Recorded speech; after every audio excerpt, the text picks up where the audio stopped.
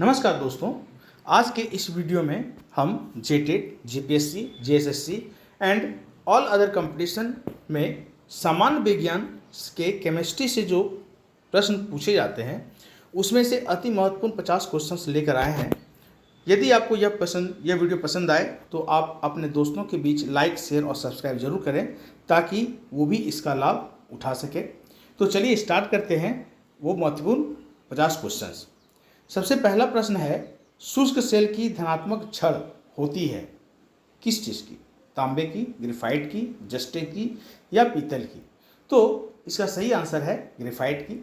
शुष्क सेल की धनात्मक छड़, ये याद रखना है, ठीक है। अगला प्रश्न देखते हैं, निम्नलिखित में से कौन ऊष्मा का और विद्युत का दोनों का सुचालक है? निम्नलिखित में से ऊष्मा और विद्युत का सुचालक कौन है? हीरा, एंथ्रासाइट, ग्रेनाइट या ग्रेफाइट? सही आंसर इसका है ग्रेफाइट। ये हमारा ऊष्मा विद्युत दोनों का सुचालक है। अगला प्रश्न है, निम्नलिखित में से कौन सा कार्बन का एक रूप नहीं है? कार्बन का रूप नहीं है। काजल, हेमाटाइट, ग्रेफाइट, चारकोल, इसमें कौन सा नहीं है? तो सही आंसर इसका है हेमाटाइट, है ना। वो हमारा लोहे का है, कार्बन का एक अपरूप नहीं है, ठीक है। अगला प्रश्न देखते हैं, हीरे के संबंध में कैरेट क्या होता है? हीरे के संबंध में कैरेट क्या होता है? शुद्धता, भार, द्रव्यमान या घनत्व? क्या होता है? सही आंसर इसका है भार। अगला प्रश्न देखते हैं, निम्नलिखित में से सबसे सख्त कौन है? ठीक है, हीरा, ग्लास, क्वार्ट्ज या प्लेटिनम? सबसे ज़्यादा सख्त कौन है?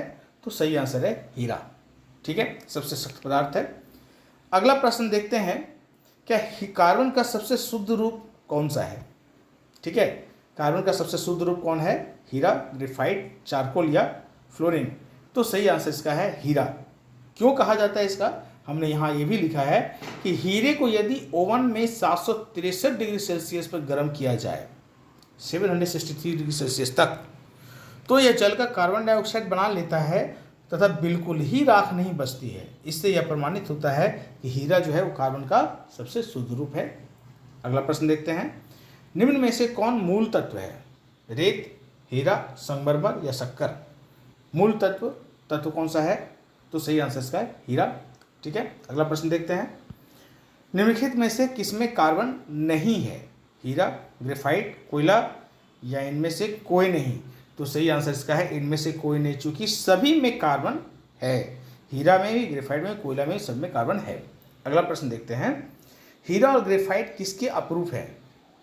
किसके अपरूप है? सिलिकॉन, सेलिनॉन, नियॉन, कार्बन या टीन? तो सही आंसर इसका है कार्बन। कार्बन का वो अपरूप है। अगला प्रश्न देखते हैं, वह गुण जिसके कारण एक ही तत्व कई रूपों में पाया जाता है क्या कहलाता है? उस गुण को क्या कहेंगे, है ना, जिसके कारण एक ही तत्व कई रूपों में पाया जाता है, तो उसको क्या कहते हैं? अपरूपता, ठीक है। सही आंसर इसका है डी। अगला प्रश्न देखते हैं, कार्बन क्या है? धातु, अधातु, उपधातु, यौगिक क्या है? तो कार्बन क्या है? एक अधातु है ना। अगला प्रश्न देखते हैं, कार्बन परमाणु में कितने प्रोटॉन, कितने इलेक्ट्रॉन, कितने न्यूट्रॉन होते हैं?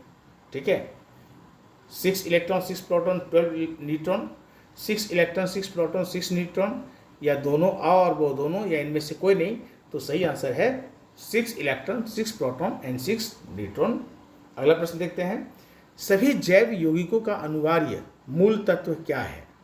जैव यौगिकों का अनिवार्य मूल तत्व नाइट्रोजन, ऑक्सीजन, कार्बन या गंधक? सही आंसर है कार्बन। जैव यौगिकों का याद रखना है। अगला प्रश्न है, एक ही रासायनिक तत्व के विभिन्न प्रारूप को क्या कहते हैं? एक ही रासायनिक तत्व के विभिन्न प्रारूप को क्या कहेंगे?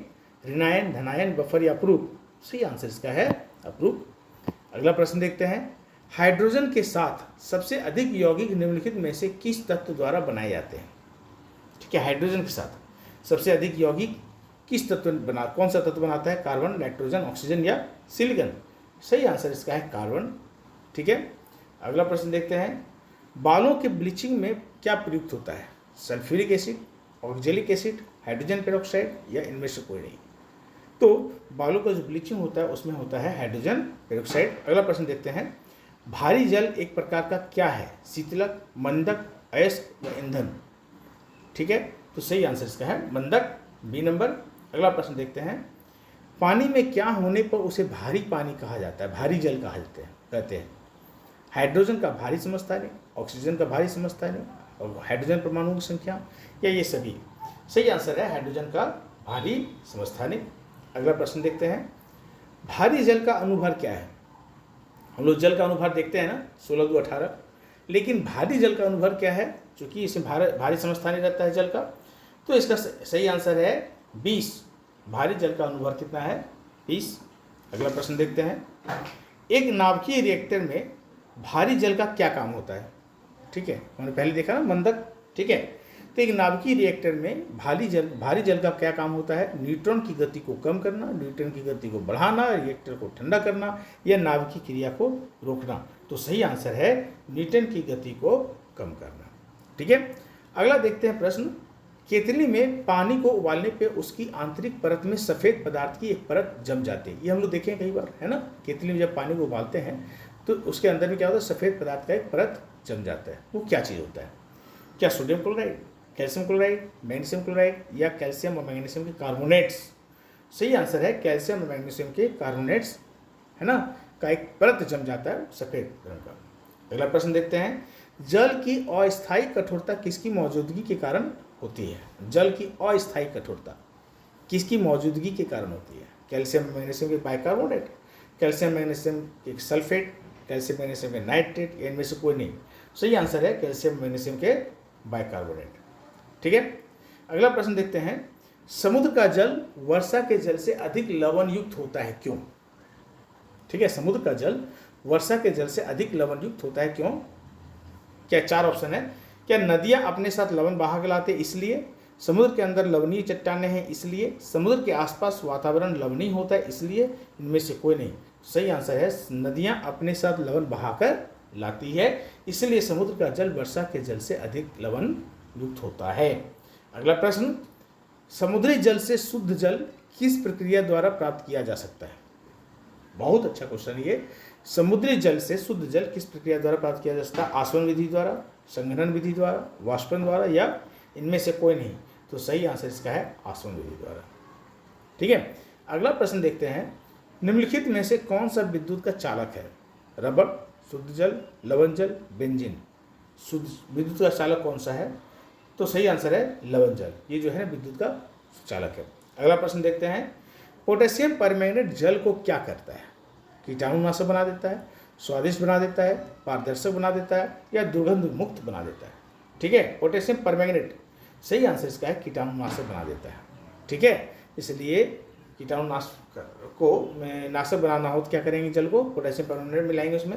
अगला प्रश्न देखते हैं, ग्रामीण क्षेत्रों में जल का कीटाणुनाशक कैसे किया जाता है? ठीक है, सोडियम क्लोराइड, क्लोरीन, पोटेशियम या सोडियम सल्फेट डालकर। हम लोग कई बार देखते हैं ना कुएं में क्लोरीन का छिड़काव करते हैं। ठीक है, तो क्या करते हैं ना, कीटाणुनाशक जो ग्रामीण क्षेत्रों में करते हैं, कैसे करें जल का? तो क्लोरीन डाल करके।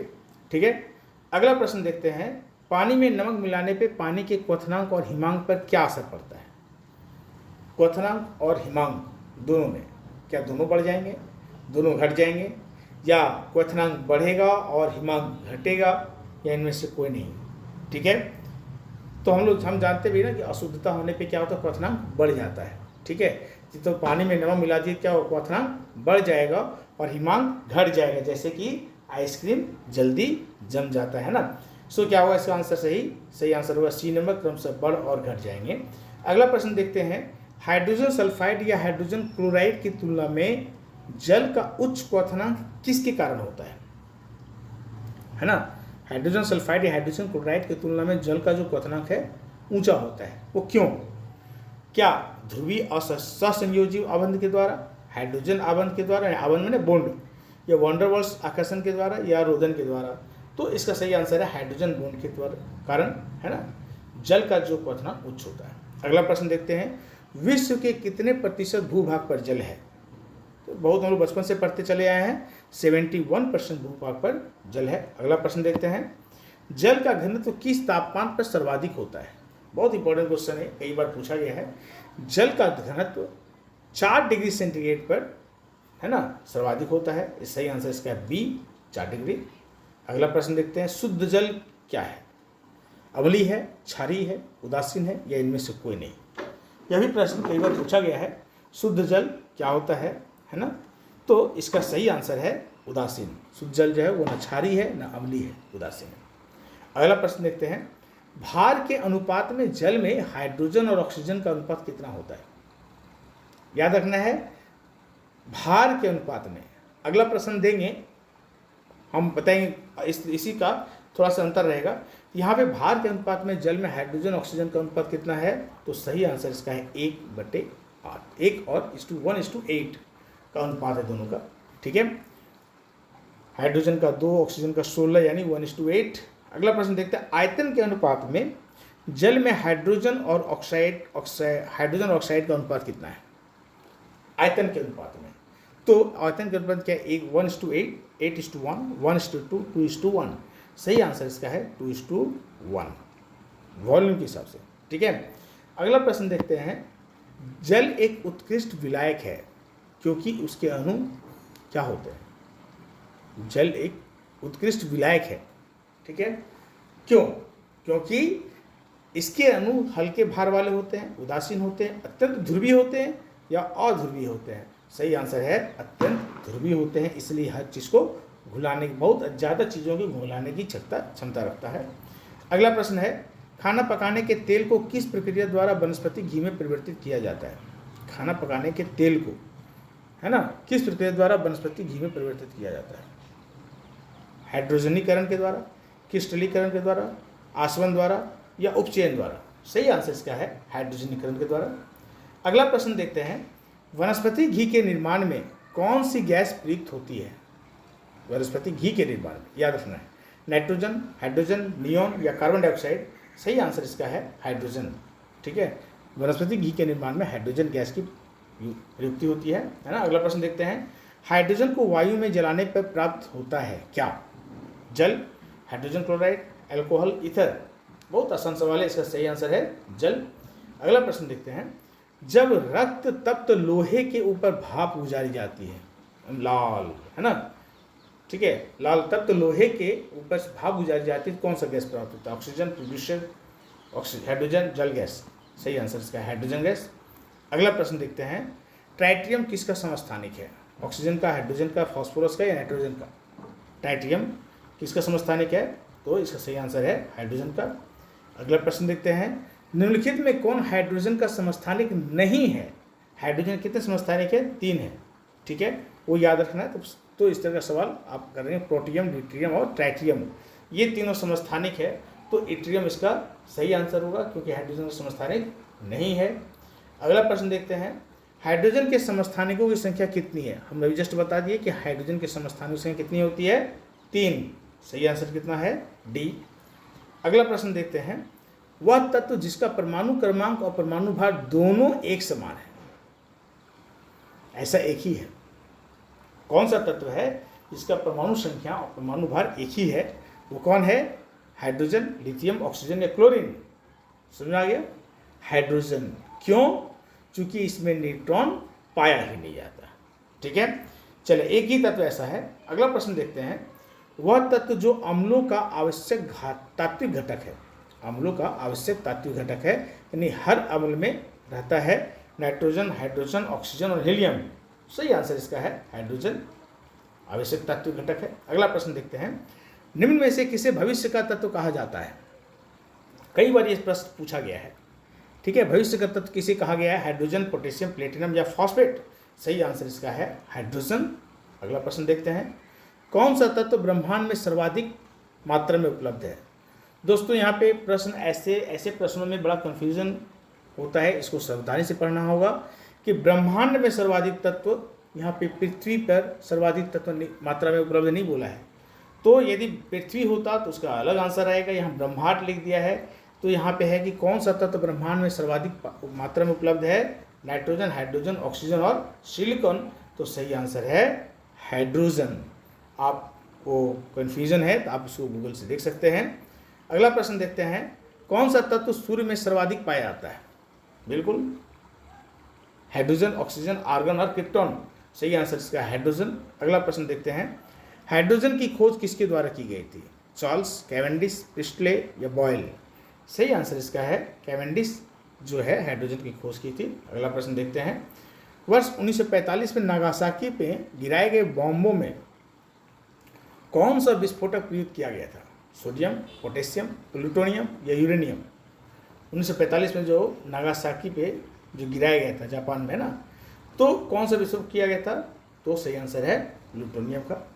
और अगला और अंतिम प्रश्न है, प्रकाशिक यंत्र बनाने के लिए निम्नलिखित में से किस प्रकार का कांच प्रयुक्त होता है? पायरेक्स कांच, फ्लिंट कांच, मृदु कांच या दुर्गागलनीय कांच? तो सही आंसर इसका है फ्लिंट कांच का प्रयोग किया जाता है। तो बहुत बहुत धन्यवाद दोस्तों, आपने इसे पूरा वीडियो देखा। आपको यह वीडियो कैसा लगा आप मुझे कमेंट कर जरूर लिखें, और यदि पसंद आया हो तो आप अपने दोस्तों के साथ लाइक, शेयर और सब्सक्राइब जरूर करें, ताकि हम इस तरह का वीडियो और ही बनाएं और आप तक पहुंचे सबसे पहले। चलिए धन्यवाद दोस्तों, धन्यवाद।